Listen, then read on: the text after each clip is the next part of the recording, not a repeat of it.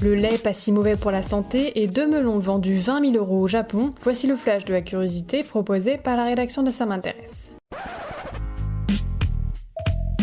La différence entre l'homme des cavernes et nous, c'est le résultat de la science. Et ce n'est pas une opinion, c'est de la science. Notre monde n'est pas si moche.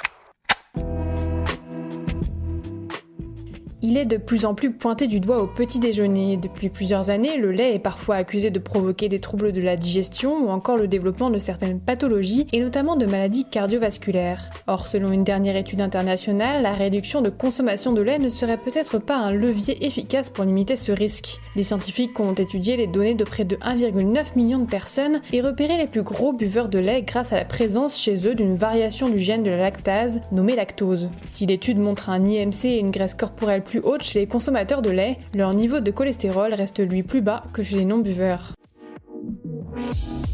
Super, j'adore. Alors écoute-moi bien, je vais essayer d'être clair avec toi. Ouais, génial.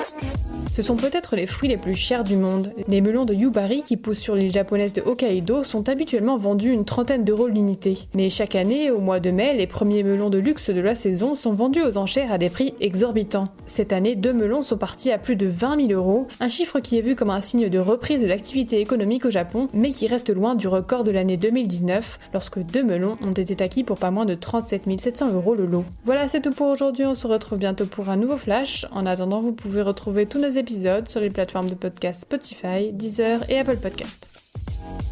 Voilà. Il ne reste plus qu'à vous remercier de votre attention. Au revoir.